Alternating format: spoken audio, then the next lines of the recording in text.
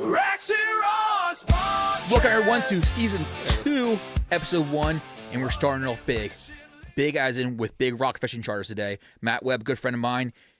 We're going to sit down with him today and we're going to talk fishing, hunting, and all the outdoors. So Matt's been a good friend of mine, and we've been, as I said, maybe 10, 12 years ago we met. And he said, we're trying to think, was it online? Or I know you fished Marburg, and long arms like that. Yeah, I think you just had messaged me at one point. Yeah, something like that. And so one of my earliest memories of Matt is that him and his brother made this, he said it was a John boat? Yeah, it was a little 12-foot flat bottom John boat that we had like rigged out to the max. It had like little floaties on the side, like little like foam. And I'll never forget, so Matt was on my boat. Matt's brother and his friend were on another boat, a little John boat. And I get up next to him and tilt my motor up and just floor it. And water just goes flowing over top of his boat. Oh my God, I was laughing so hard. I couldn't breathe. Yeah, that was pretty funny. I remember that now that you brought it up because I hadn't thought about that in years.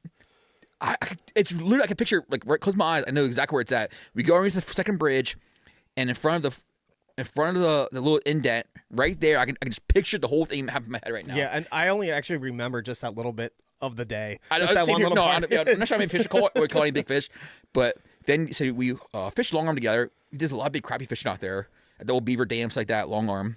Then met TJ Wren, and then I'm pretty sure either you or TJ showed me Tanglewoods, that little pond that had a lot of big bluegills and crappie in. It might have been TJ. I can't remember. TJ may have shown you Tanglewood, but yeah, we showed me Brickyard. The Brickyard, that was pretty which cool. is a little hidden gem. Yeah. I mean, some people know about it, but that place is its own little world. And now it's like you can't even get to it anymore because it's really posted. On one side you can't park anymore. They have so post it. Yeah. But I remember the fish there were so weird. Like the pickerel were so thin. Like they had these huge heads, but I guess there were so many of them, and the food supply wasn't there. There was like they were so skinny. Yeah, well, there's a ton of food supply, but there's so many bass and there's so many pickerel in that small little body of water. They all compete against each other, so all their growth is just stunted. But like the crappie in there, there's black crappie in there, the massive crappie, which is surprising because everything else is so small in there. It must be either a large plankton or maybe some freshwater shrimp in there that the bluegill. Because even the bluegills we call it were pretty big sized ones in there. Yeah. So the panfish were good in there. Yeah. So it must have been like either some kind of aqua invertebrate, maybe some like freshwater shrimp or some small plankton or abundant in there apparently. Yeah. But that was those. I mean, that was a long time ago, dude. We're getting old. Yeah, I feel like I'm getting old. So what got you started in outdoors? Yeah. So it was a lot of it was my upbringing. So, my father was huge in the hunting world. And, my uncle, my cousins, everyone like my mom's side of the family was really like into the outdoors. We grew up on the Chesapeake Bay.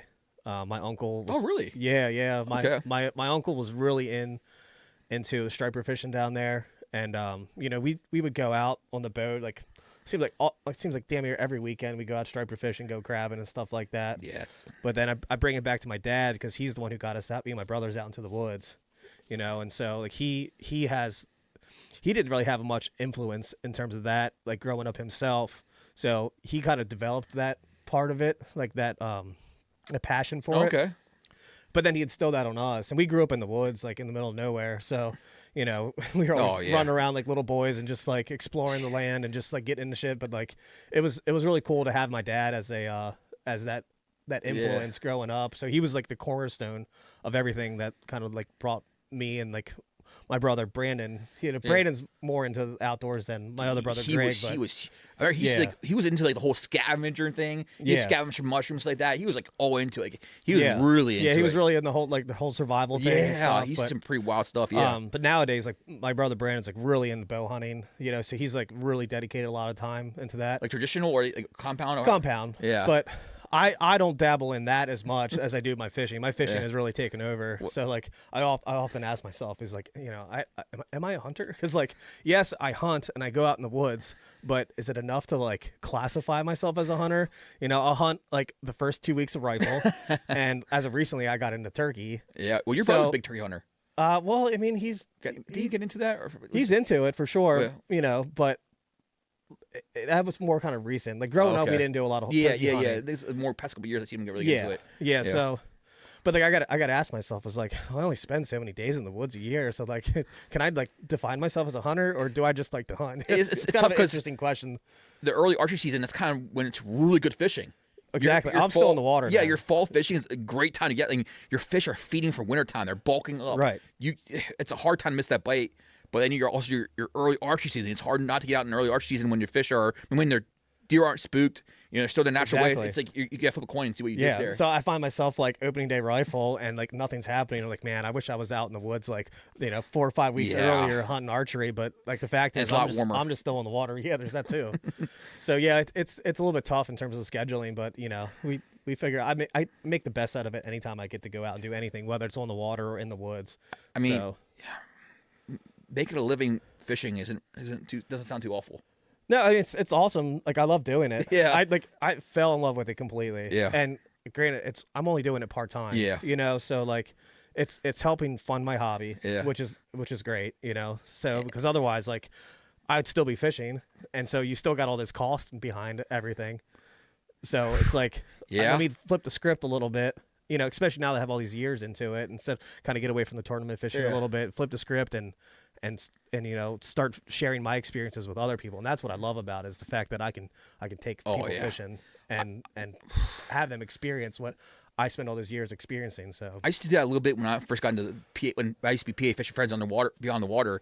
I did a lot of that, just taking people out for free, stuff like that, and just it's fun to be able to put people on fish that not don't get the opportunity to do it sometimes. Mm-hmm. And you were big into fishing when I remember when we first met. Then you kind of like slowed down there for a little bit. And it didn't seem like you were as big into fishing as you used to be. And then now have a full charter business now. Oh yeah. Yeah, well, life happens at times, and because like again, like it comes down to my schedule a lot of times, and I've worked a lot in the restaurants over the years as a chef, and like that was just consuming. Yeah, oh, man. Working 60+ hours a week, nights, weekends, and holidays. Like, again, like you can. There's only so much time that you can be allotted to it, but I tell you what, like the outdoor stuff is what like really like truly saved me, because that was my peace. That was like a serenity for me.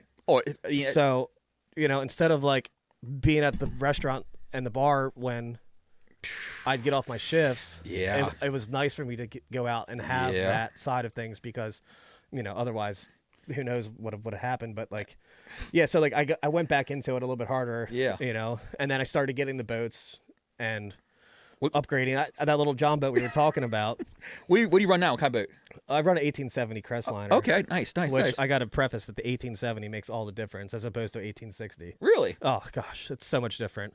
I knew if I was going to buy a boat brand new, it had to have been a stable boat. And for sure. That extra 10 inches on the bottom beam makes all the difference in the world in terms of stability. So how wide's that now? So it's 70 inches on the bottom. Okay. On the bottom of it. Oh wow, that's Like you said, stability probably makes a difference. I mean, right. Someone moves around, doesn't move the whole boat. Right. Yeah, so nice. I've had a ton of other boats like leading up to my the one that I have now. It all started with that green John boat, and that really little green John boat. It's kind of funny because like that's how I was able to afford to get into the boat that I have now. So like that green John boat that we hooked up, I flipped it, and then I got my next boat, and we put all that work into it and painted it, modded it out, and I flipped that. And then, the capital that I made from there, I got into the Deep V, which is kind of a little bit more recent. It's like take a break from the jet world. And I had to go get a dual console Deep V, similar to what you had. Yeah. So I put all the money that I made from the other boat into that, and then I sold that, and that allowed me to be able to get into my new boat. So like, it was kind of cool to see that. So the boat you have now, is that your favorite boat, or is that John boat your favorite boat? No, this is definitely my favorite boat. I mean, so Joseph Morgan Webb wants to know where to get your merch at. Well, that's a good question, because I need to get some more merch. I need to get some production. All right, so lined up. Message him, and we'll get you one saved. That's part of my winter goals here, to get merch, to get my merch in line for the spring. I have a guy I have in Maryland. He does mine. He does everything for you. He sets a website up for you. Yeah. And then when people order stuff, he sends it out, and you're good to go. Yeah. That's what I go with. I need to figure out something. Yeah, there. it's nice not to worry about it. Yeah. So just message Matt. We'll get you some merch going on. That's my dad, by the way. I figured it was. Yeah. I figured it's one of your relatives. That's all Webb. One of your relatives was a game commission. That's my dad. Your dad was game commission. Yeah. Yeah. Okay. He was a deputy, part time. Oh wow. Okay. Oh, so part time. So the deputy is like the part time position. Okay. But he worked Dad worked directly with Dave Grove. So Dave Grove was the game commission officer who was shot and killed. Yeah. And Dad was his partner. Yeah. So, oh man, that's a hell of a story. We can talk about it, but like, he worked with him for a couple years in the game commission, and he would go out and patrol and stuff. And obviously during hunting season, things would ramp up, and they were out and patrol a lot. But, that's a whole different kind of level. Like man, you're not just dealing with people; you're dealing with people with guns already. Yeah, everyone you approach has a gun. Everyone you approach has a gun, and for the most part. And you don't know what kind of day that person's having. Right. That takes a lot of guts to be a game warden, something like that. Man, hats off to the game wardens and even police officers. Not doubting police officers like that, but man, whew. Mark Christman said, "Miss you, buddy. Remember bass or bait." Bass or bait. That's a catfishing. That's a catfish from there if I ever heard one myself. No doubt, yeah. That's a catfish from right there if I ever heard one myself.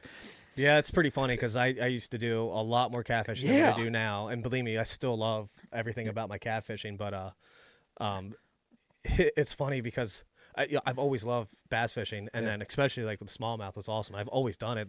Several years I've been smallmouth fishing, but in terms of my schedule, again, it's so much easier for me just to throw a bunch of rods and tackle in the boat. Oh yeah, not catching. You just catch bait. Yeah, there's so much that leads up to that, so I can be on the river within 20 minutes. But otherwise, for my catfishing trips, I got to go out and I got to collect bait. I got to keep it alive. All the gear's heavier. There's just so much more that goes into it. The late nights, the long drives. The late nights, especially when you're catfishing, you're doing it at nighttime, right? And how long is you offer 4-hour, 8-hour trips?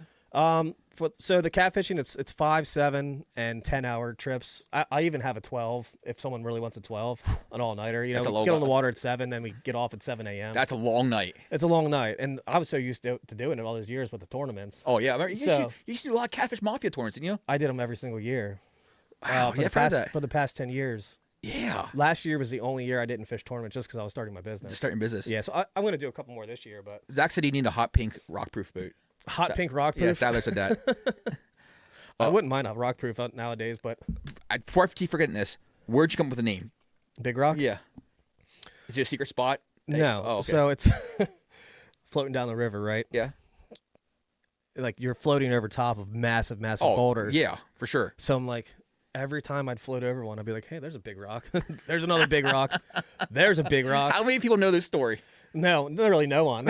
Where you go? Your first year I'm trying now. to think of a name for the business, and I'm like, I think Big Rock Fishing Charge is what it is going to be because, it was just funny to me because that's what happens. That's how the river is, Dude, the river terrifies me. Yeah, the river terrifies me. You mentioned that before to me in the past. Dude, it terrifies me. I never grew up on it. I didn't grow up on it. Yeah, and I didn't either. And man, there's a level of respect there you need to have for that river. Mm-hmm.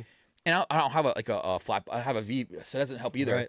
And one time we went down to Fallmouth, went up to Fallmouth, I guess to say, and we went to the walleye hole underneath the electric lines, and we anchored up too fast of water. And my little sea nymph, that's when I had my sea nymph back in the day, and the anchor caught the cleat, and we start going like this, but it started going like this.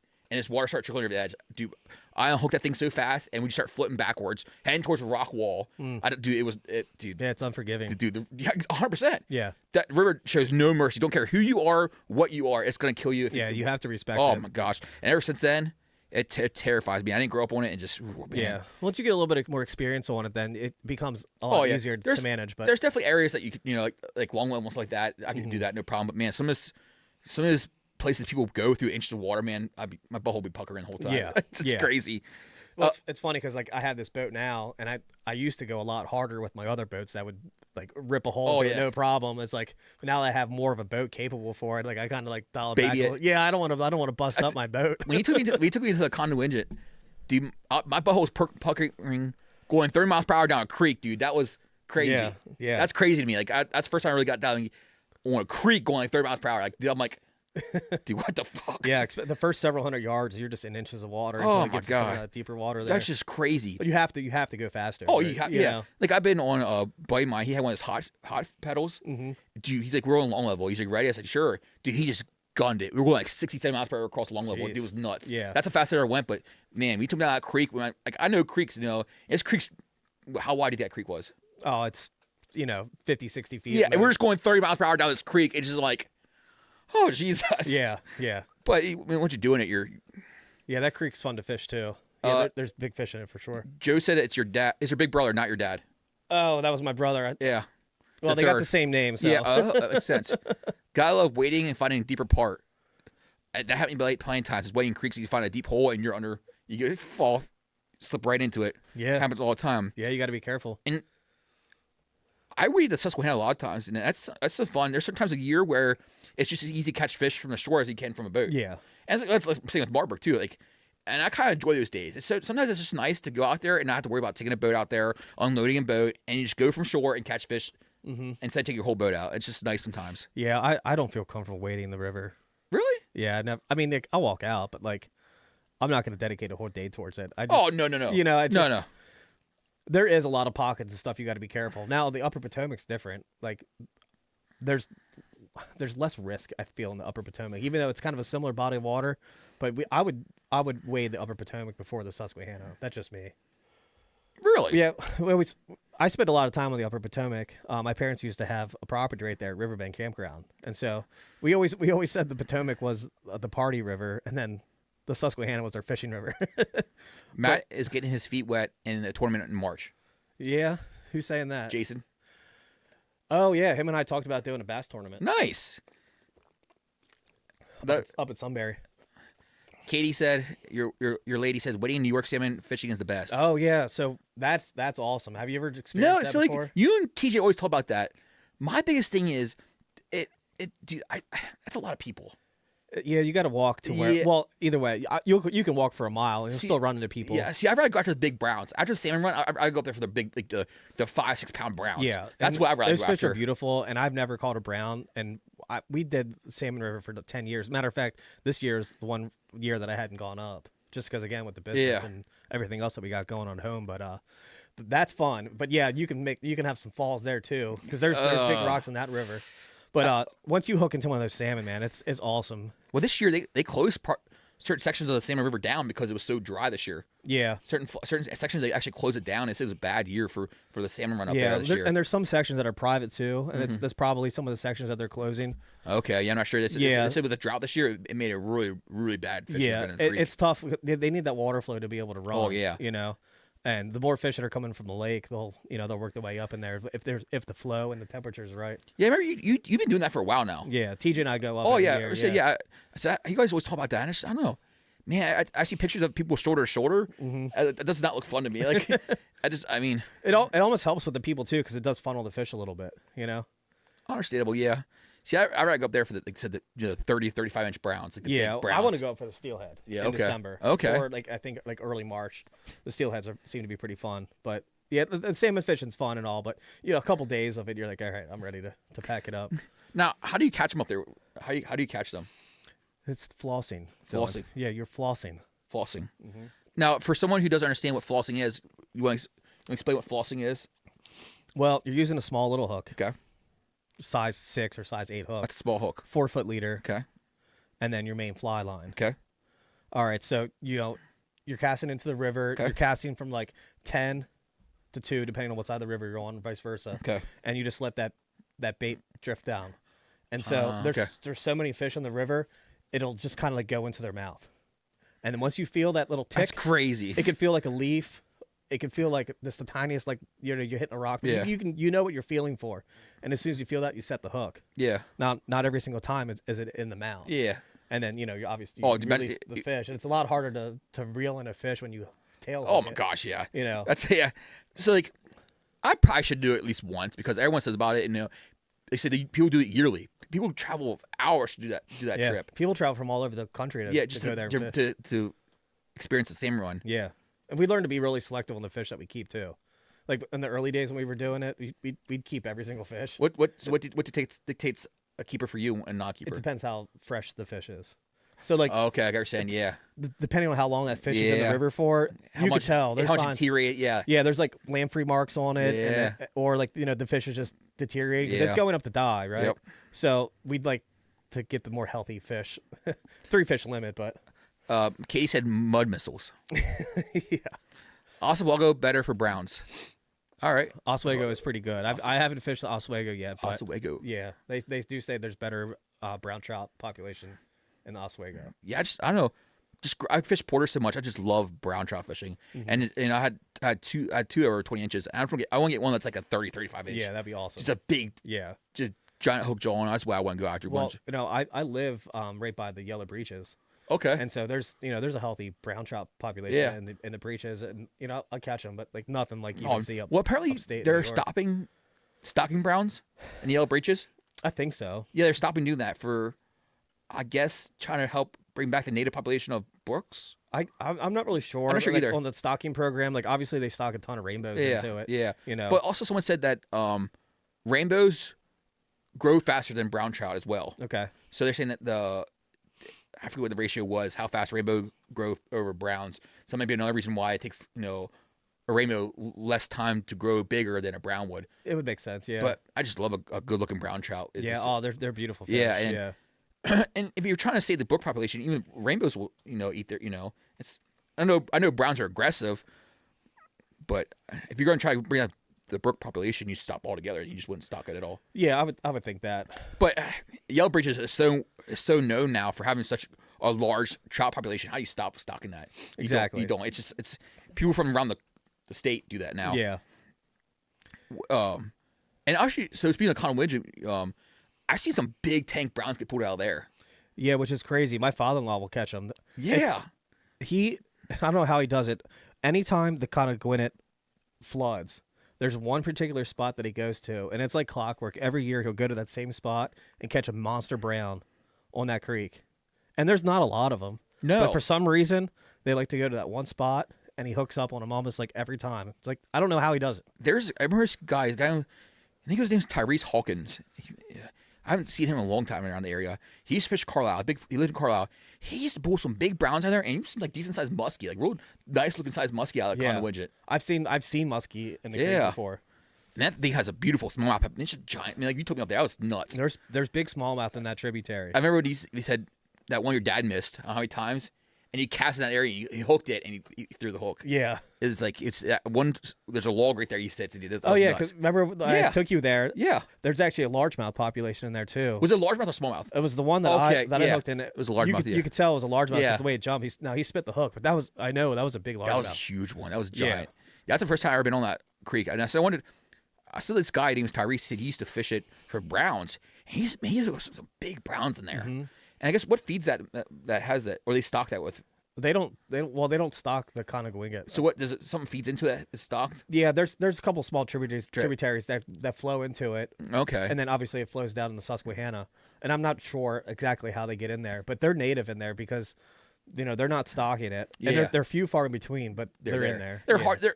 Brown trout's probably one of the more hardier of the trout species, so they can live in some pretty shitty water that doesn't have a lot of oxygen, especially in the summertime. Well, yeah. So they're a little bit more compared to your brooks and your rainbows. They seem a little bit more hardier, and they can withstand some of that not so good water for trout. Right, and if you do see them, a lot of times it's near any like dams on the correct, or because there's all that fresh water. Yeah, exactly. Yeah, we see them do that, or any kind of ripple, especially in the summertime, any kind of rapids that keeps the water oxygenated and everything like that. So,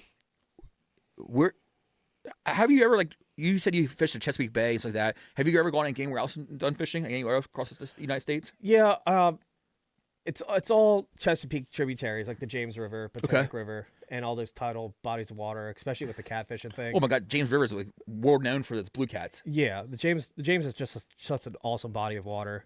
What I never really researched why, but what causes that place to have such a great blue cat population? What's there that really explodes? And they always seem like huge ones there. Well, is there anything that really particular that stands out, do you think? Well, the fish have been there for a long time. Okay. So just the history of them, they've just gotten really big over the years. But you'll see a lot more of that the bait fish roll into the James. That are coming, first you got the gizzard shad. Yeah, they're yeah. always in the James. But then during the other shad runs and other menhaden and stuff like that, a lot of them will come up into the James. Oh, it's just a lot of food for them. It's a ton of food for those fish. That makes sense. And then you still see that with the Potomac too. Yeah. And obviously the gizzard shad is the number one. Yeah. Number one forage species for the blue cats and the Potomac on the tidal end of things. You don't really see the blue cats above the Great Falls. Oh no, yeah. Apparently every now and then you'll see some, but they might have got one. I think they got one or two of Conowinja this year when they did the fish species. Yeah, and of removal. course they'll come up into the lower Susquehanna. Yeah. Or the blue cats will, And again, they're up there feeding on the gizzard shad, and then during the spring, the hickory shad and stuff like that will work their way up into it. And so, the fishing's really good there in the spring. And then even summertime, I actually love fishing the Potomac right after the spawn in like July. That's my favorite time to fish. A lot of guys will fish all winter long, but it seems like the Potomac for me, something about fishing it in the summertime is great. I've always done the best in the summertime. Speaking of like shorter, have you ever done the shad run? No, I haven't. I haven't either. I always, but same thing. Like you go down the Conway Dam and you're just shorter to people. And it was same with the striper run. Like you literally cast in row, because if one person messes up, the whole thing's messed up. Yeah, I don't get it either. It's like no, I don't. It's nuts. They said I guess they're fun fighting they said fish. Some of the hickory shads get pretty big. You see the size. They said it's fun, but I never got into it. Can you eat them? No. They're protected. They are protected like that. I mean, like you can't like certain shad, certain hickory, American shad, gizzard shad of course aren't. Yeah. But the hickory and American shad, I'm pretty sure are protected. Yeah. So that makes sense because those fish are coming from the ocean. Oh yeah. So they provide food for a lot of different species. Flatheads, Lake Aldred. What is your opinion on why so many big flatheads come out of Lake Aldred? It's the forage. The forage as well. Yeah. Right there, man. Every time I love watching the Catfish Mafia tournaments when they come from Lake Aldred. Mm-hmm. Just seeing the big bags that come off that Lake Aldred. Land, man. But dude, it's nuts. It's my favorite place to fish. It's such a unique body of water. Like every stretch on the river has its own characteristics.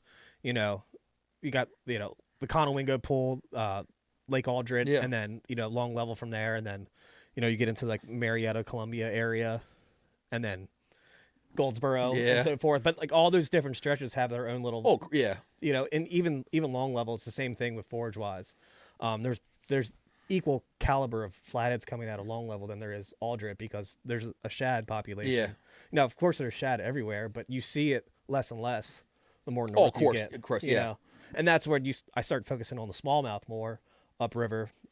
Yeah. But with that said, there's big smallmouth in like Long Level because of the forage too. See the 400 area, you don't have a lot of flatheads, but you have a lot of shit ton of smallmouth. There's a shit ton of smallmouth, but there's more flatheads nowadays. Really? Yeah. I remember Fort Hunter used to be like the place to go for smallmouth fishing. Yeah. I mean, there's tons of them up there, but it's pretty sketchy water. I never went out there myself, but I heard it's pretty sketchy water. I know what you're doing. It can be for sure, just depending on what the current flows are doing up there and water levels and stuff like that. There's a ton of rocks at Fort Hunter, but they're catching a lot of flatheads up in Fort Hunter now. Yeah. Now, I've never been to Aldred either. Is that pretty? What's that kind of like? What's that kind of? Aldred is very unique. I look at Long Level like it's almost like a big basin until you get up to the islands, and then you see more of that traditional rock structure. Yep. But Long Level, there's very little structure in the main pool. Correct. It's just deep water. It's just flat. Yeah. But Aldred has every characteristic on every stretch of the river at Aldred. So like the more closer you get to the dam, you'll see more of the traditional like shallow water, rocky areas. It's good for smallmouth fishing. But like you get below the islands and it's big deep water, and there's some places where it's 100 foot and it'll come right up to 10 foot. Or you have all these different drops off and then just huge rock structures, underwater rock structures that've been there for how old's the Susquehanna? Oh my gosh, yeah. So like just years and years of development there. There's huge rock outcroppings where a lot of those big flatheads will just go in and they'll hide and they'll do their flathead thing. Yeah. But they'll come out and forage on the massive schools of shad down there. Just like perfect environment, like everything just comes together perfectly. It's perfect. Yeah. I fish Long Level plenty of times, like you said. There's not much deep water structure. There's like a lot of laydowns and stuff like that. There's some wood and stuff along but Level. nothing like And well, you catch catfish there, but Long Level is it known for its big flatheads? I mean, you can get one here and there, but like there's definitely big flatheads at Long Level, no doubt. I mean, there's big flatheads pretty much everywhere you go. Yeah. But if another state record was going to be caught, I would like to think it's coming from Aldred. I think so too. It's just unbelievable that how many big fish just come out of Aldred. Yeah. Just big ones. I mean, I love watching the Mafia tournament because I'd see how many freaking big ones come out there. Mm-hmm. It's unreal. It's not like any other section of that river. Yeah. Like some of those bags don't even come close to any section of the river. I believe that there's 70-pound plus fish there that are just waiting to be caught. Man, how old is a flathead when you get? How old is a flathead at that point? I think a fish on that caliber is definitely over like 15 years old. But one thing I did learn, it doesn't matter really on their age, which is going to dictate the size of the fish. Because some fish could be 10 years old, and some other fish could be 16 years old, but that 16-year-old fish could be smaller than the 10-year-old fish. Genetics. So it really is the genetics behind that particular fish. And I guess their foods like that, food source. If something's eating better than another fish, exactly, it all depends. That growth rate's going to change between the fish. So I think age overall is not the biggest determining factor. It's what that particular fish is feeding on to get to the size where it's on that 50, 60, 70-pound caliber. And the past 5-6 years, we've seen way more 50-pound fish coming out. Yeah. And I think the important part of the conservation part is knowing that a fish of that caliber is unique. Mm-hmm. Not every fish can get that chance. Like that gene's a unique gene for a fish to get that big. Don't you agree? Yeah. So I think as a conservation part of this, we should know that a fish of that caliber should be released. It should. To better populate bigger fish in the future. You know, it has that gene. It can pass that gene on to other fish. Why as a society we think that the bigger the fish is, the more reason we got to keep it. Right. Well, and you know, I don't know how many people are actually like keeping a 50-pound flathead. Well, yeah, there's that, but even like the smaller ones, like it seems like a lot more people are releasing fish nowadays, especially the flatheads. Now, of course, there's always a handful of people that are going to harvest flatheads, you know, and which is fine. You need that. You need it too. Yeah, I mean, it's fine if like you're going to keep a fish, just make sure you eat it. Yeah. Like, don't waste the fish. You that's know, like disrespectful. I know, like you know, some of the smallmouth guys will talk about like just getting rid of them, which like that'll never happen. But like if you're going to take a fish from the river, just eat it. You know, that's my thing. It's a respectful. Right, but like the trophies. Caliber, those high caliber fish, like you want to put them back because you want them genes to make its way back in. Correct. Like, and it's like it's weird because like as a society, I think, you know, ever since we were little, you know, we catch a big fish because to keep it. Mm-hmm. Like you know, and now in the order I get, like okay, we should release those fish. That's a unique fish. Not every fish gets to be that big. Right. You know, that's special. That fish is special. Right. And like even like the striper fishing on the bay. Like I always grew up like you know you keep the striper that you catch. Yeah. You got on charter, you get to keep it. Yeah. Striper fishing was never catch and release in my eyes at that time. Now, if I was to catch a 50+ inch striper, like I have different opinions about that nowadays. Yeah, like, exactly. Of course, like I'm going to release that fish back. You know, you're eating size fish, 19 inches. Like like striped bass are awesome to eat, but like those bigger fish, you really should be releasing them back. And plus the more slot limit fish are better for you too as well. You know, less pollutants in the water, stuff like that, and that's a whole new. Less pollutants, less microplastics and everything like that. You know, they've been digesting stuff like that, and overall, it's a better fish for you to eat. Yeah, no doubt. And then, speaking of conservation, going back to it, we talked about blue cats here for a little bit. What's your opinion on blue cats? Well, as a cat, I know you're a big cat fisher. And I have a lot of opinions on the fish and the fishery, and it's really interesting because I feel like being in the food industry that I'm in right now, I have a different perspective on it. How so? What makes you? Why does the food industry make that difference for you? So when I was at Stony Point, I would go down to the fish markets every week. Oh, that's pretty cool. Yeah, and I would pick up fish fresh from the docks of all the different. That's pretty cool. Seafood distributors. Yeah. And you know, of course, I was always blue catfishing leading up to that. But so then you get on the docks and you look and they have what they call like the Gaylord. I never talked about the big plastic bins. Plastic bins, or sometimes they're cardboard. Yep. Yeah, and it's just like one after another filled to the brim with blue cats. Blue cats.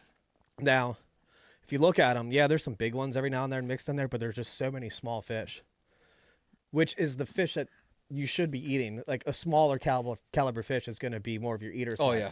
So when like you ask my opinion on it, like Maryland's wide open in terms of the commercial harvest of the blue catfish.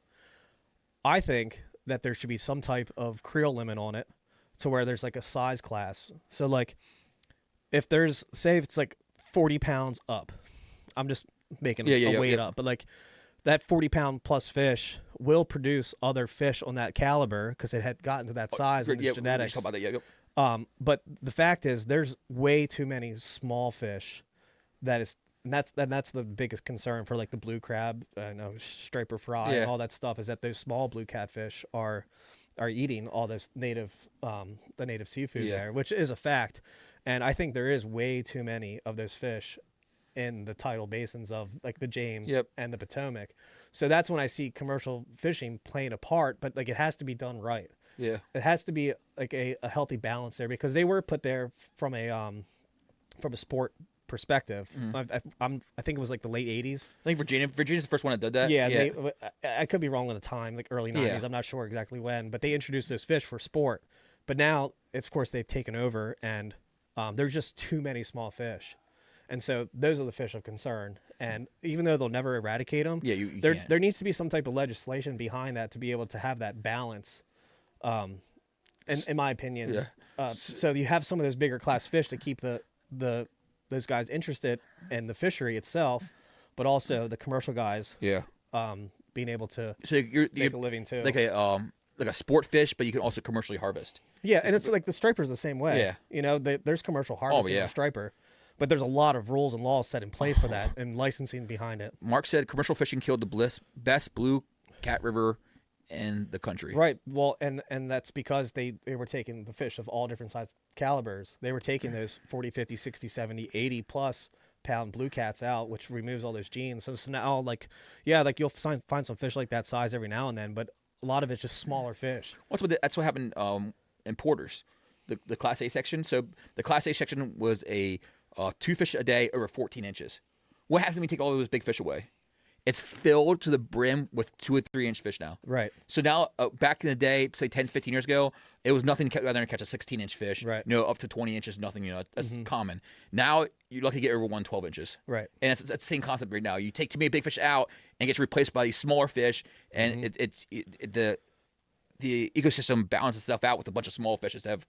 It's a mess now. And it's a hot topic of conversation with the blue cats, and it is very hot. And they've been talking about it for a lot of years, and it just that's why I said I feel like I just had an interesting perspective on it, because I see the commercial end of it, and I'm in food sales for my day job, so that fish I actually sell to restaurants, which is kind of ironic. But it'll go for like what, $5.99 a pound. For blue cats. That's crazy. And there's really not a ton of money in there. I don't know what the commercial guys are getting per pound on whole harvested blue catfish. So you're selling for $5.99. Yeah, that's already filleted and clean and everything. Now it may be a little bit more than that now. But that's pretty. Man, I guess how commercially how do they harvesting blue cats? Just trout lines. There's a couple different ways. There's the hoop nets. Okay. And then there's the trout lines. My problem with netting is it's hard to just target one species. Yeah, that's the big problem. You're killing a lot of the whole dredging and stuff like that with nets, like that. It's awful. I give one example is down in Carolina. We go to Outer Banks every year. They have a week-long flounder season. And whenever they decide of it. Sometimes some years it's only a week long. In the Carolinas. Yes, and sometimes they don't have it at all. But yet Joe Schmo could be out there half a mile off the shoreline dredging with nets for fish and killing all those flounder. You don't release fish out of the net; they're dead. Right. Yeah, that's the tough part about that. Yes, that's why you can't go to the Susquehanna and throw a cast net, because the chances of you cast netting a smallmouth is there's only 4 or 5 lakes in the whole state of PA you can use a cast nets in. Yeah. Blue Marsh. I know Blue Marsh for a fact is one of them. I think Palm Tooting is one of them, and you still need a special permit for that. Right, in Erie. Yeah, and other than that, you can't use cast nets, which. You don't know what you're going to hook into, and exactly, and a lot of times they're going to die by the time you get right. in. It's the bycatch behind it, which makes it tough. And like I said, when you're just dragging nets, you're literally taking everything with it. Everything, it's everything. Doesn't matter what it is, and that's just tough, Terry Woodrow said $9.99 at Giant Foods. Okay, so that's that price right there is the retail price. So if the grocery stores, like the big box grocery stores like Giant is, they're putting like 10-15% margin on top of like the wholesale cost, like that would make sense.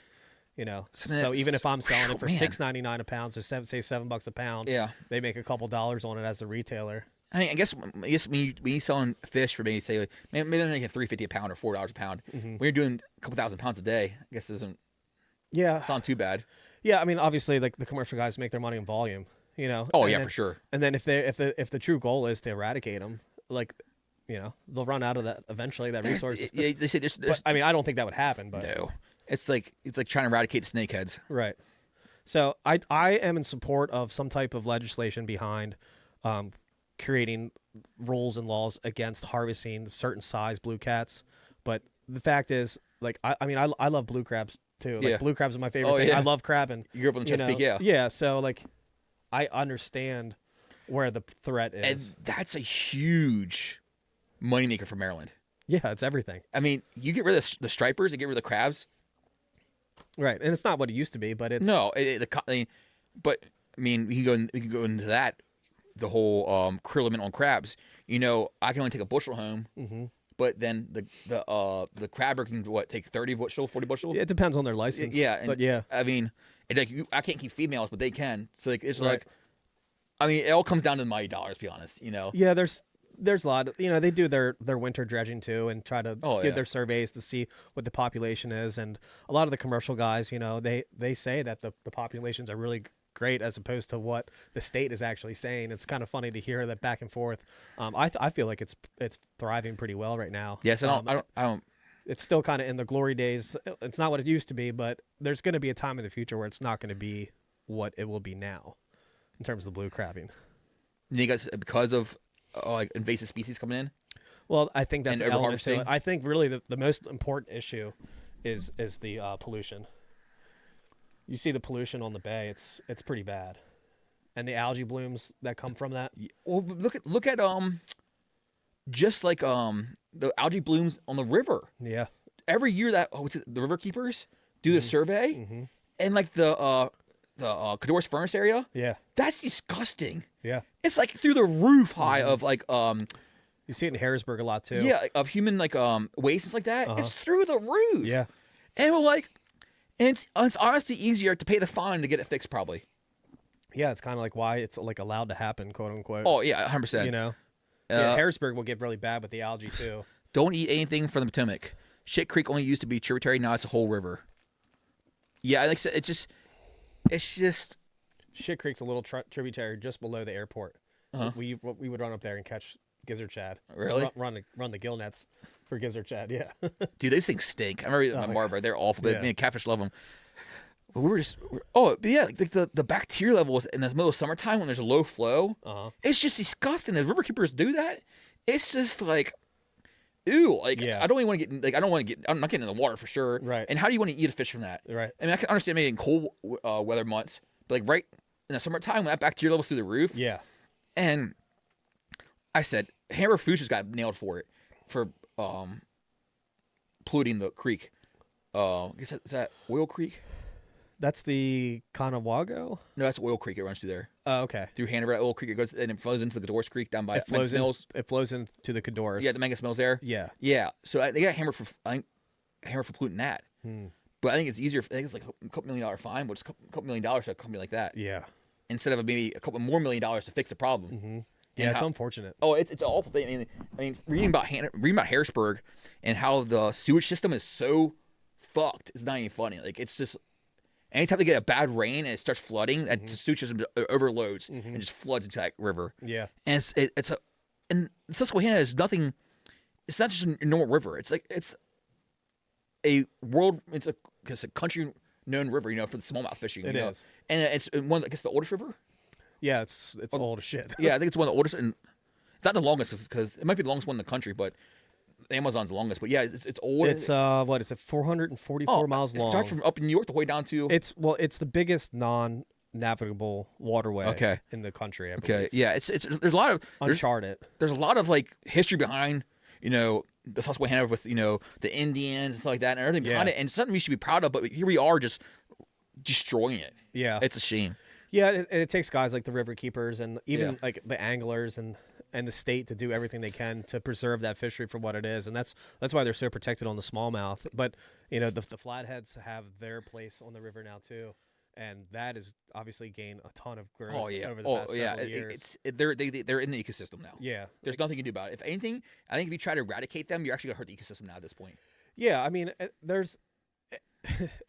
I'm biased because now I'm a multi-species fisherman, and the smallmouth fishery is great. Yeah. And all the smallmouth guys will say how great the fishery is. It really is. I mean, it may not be what it was in like the 90s, but the flatheads have came in. They're now comfortable. They're thriving in there, and they're learning how to coexist with the smallmouth, or vice versa. The smallmouth are learning how to coexist. So a lot of times when guys say like there's no smallmouth, like maybe they got pushed out of an area, and that's why there's not smallmouth working in that particular area anymore because the flatheads are there. But they're there for them. They're there. Yeah. Oh, You don't have a problem catching smallmouth. But like, so we said about it's up to us and the river keepers to say something, but like I feel like if we say something, look what happened with the warm water. Mm-hmm. I feel like one of the big reasons that shut down is because people kept saying, "Oh, look at the kill off, die off stop," and I think it's probably one of the main reasons that got shut down. Yeah, it's unfortunate to see this when the fish kills happen. Yeah, it's really unfortunate to see that. I think they were trying to keep people out there in case it happens again. They don't get they try to cover it up. Right. And yeah, that's really an aspect that I never really thought of. Trying to cover it up. Yeah. That's why they don't want people in there. Yeah, why else would people back there? Right. But, I guess there's probably a liability issue too. Maybe I'm just overthinking it. There's a liability issue now. Yeah. People back there messing things up, doing whatever. But I think a good reason is you less people see it back there, less people can know what's happening. Yeah, that's a good way to look at it. Yeah, that's the way I look at it. Because what was it, last year or year before?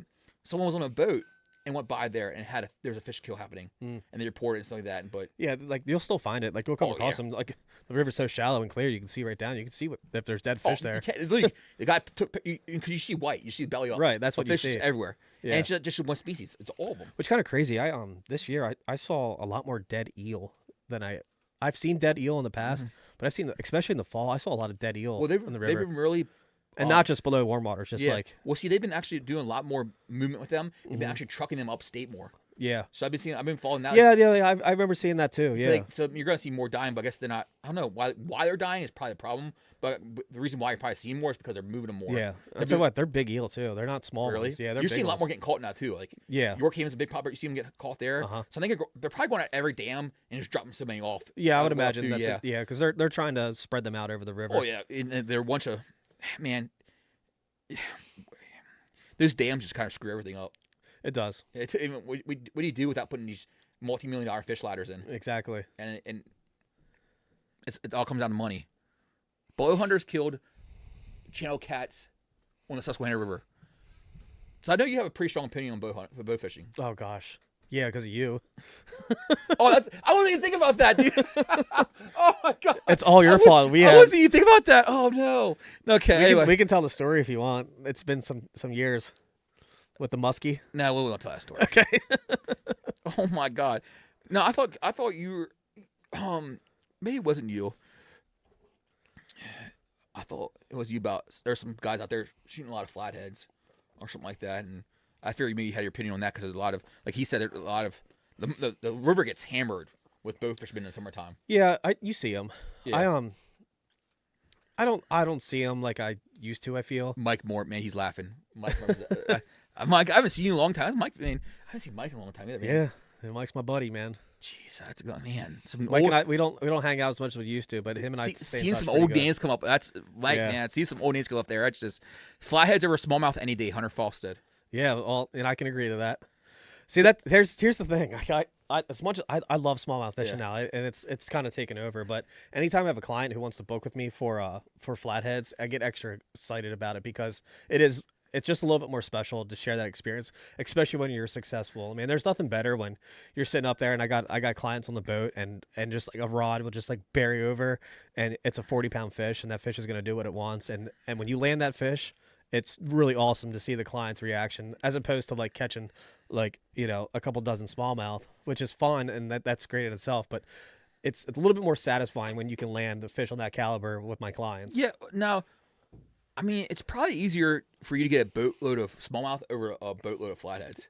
Yeah, the smallmouth is more of a numbers game. Yeah, and plus you're moving around, you're more casting, and you're still moving around your flatheads. You're looking for the right structures like that. Right. But there's a point to it where there's a waiting game. Yeah, there's a waiting game, and you have to be patient. Like if you're gonna come on fish, like it's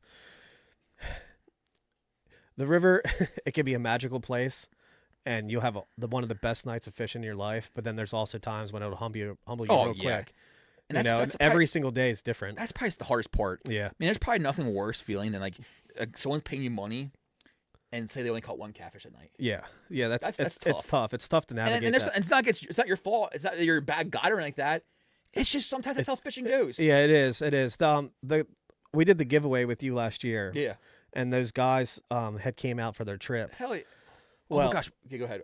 Well, I was just saying, like the weather turned on us real quick. Really? And it was still manageable, but fishing just was horrible that night.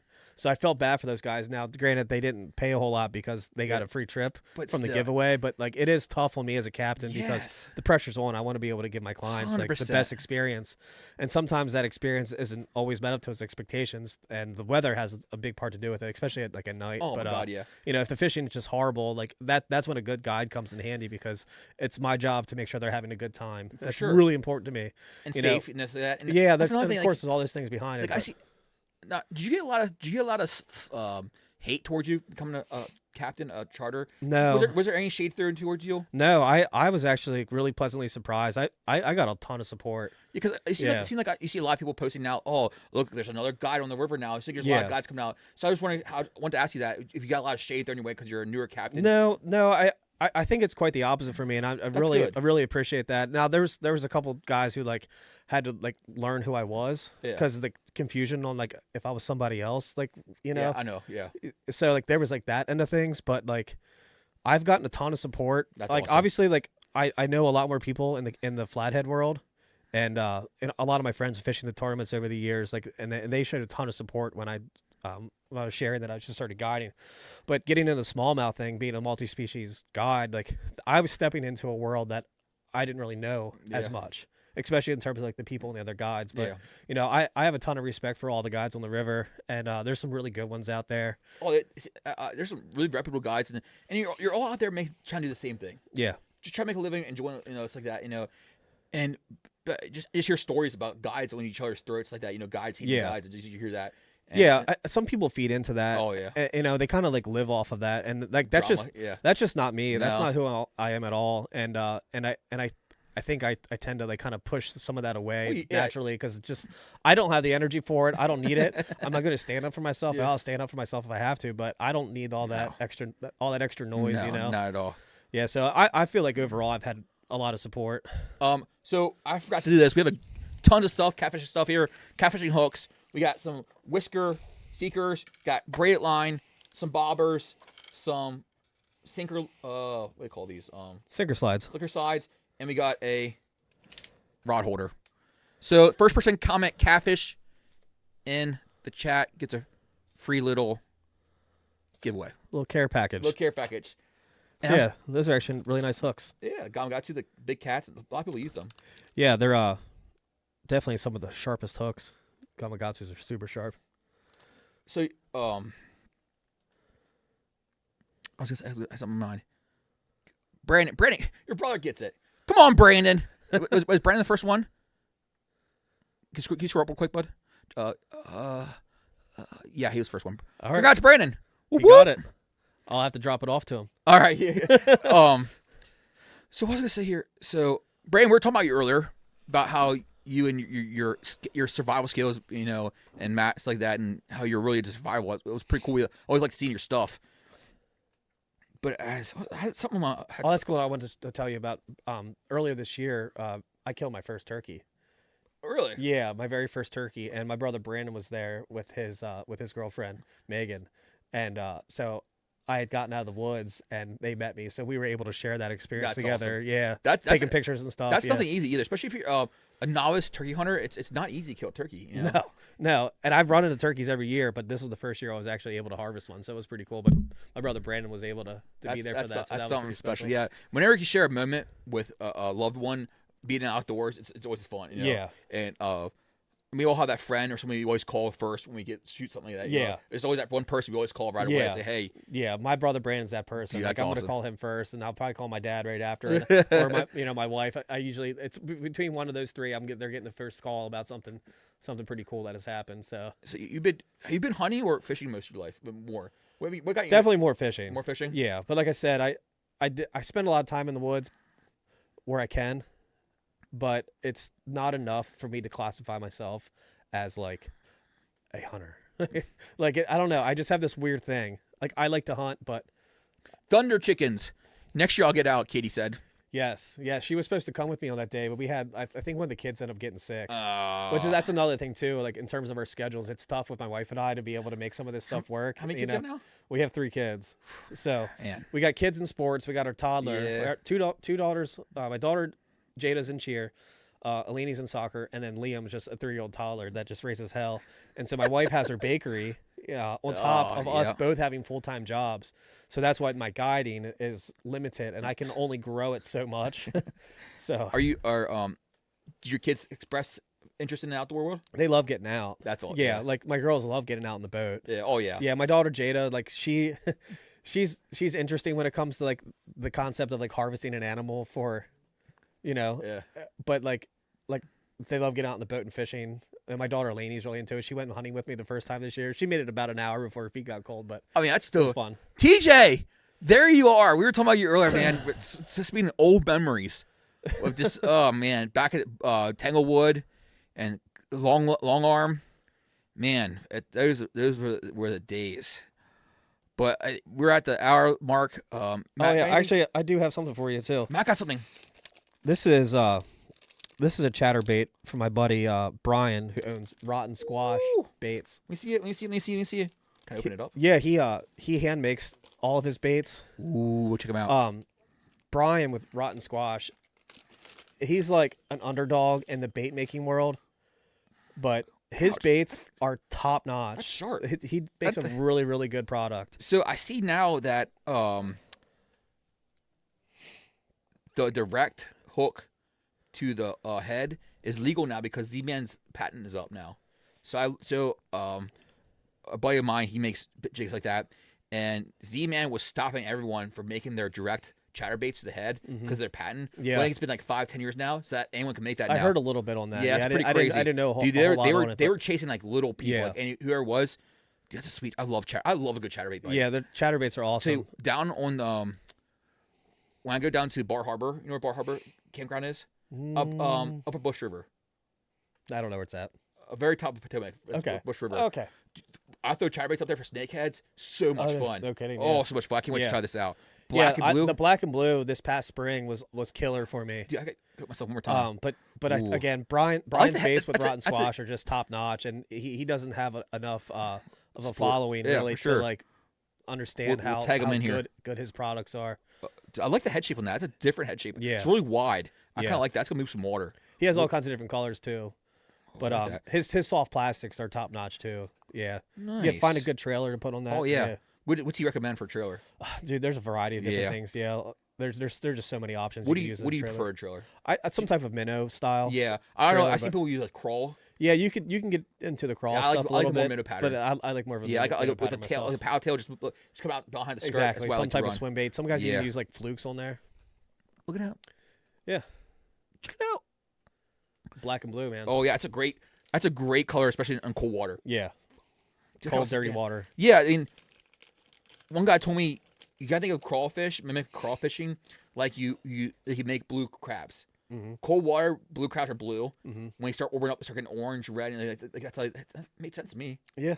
Makes in real hot water, you throw more like bright oranges, your red colors. Yeah, well, especially in the river. What's one like there's a lot of the crawfish are actually pretty active in the winter, but Really? believe it or not, they're super active in the winter. Is that invasive species I mean, I don't really know about the invasive, but like any type of crawl, you'll see that they'll make little beds. Yeah, okay. And they'll do their crawfish thing in the wintertime. That's why it's good to throw a slow presentation crawl in the winter or some type of like Ned bait of sorts that's representing a crawl, and you kind of just like dead stick it.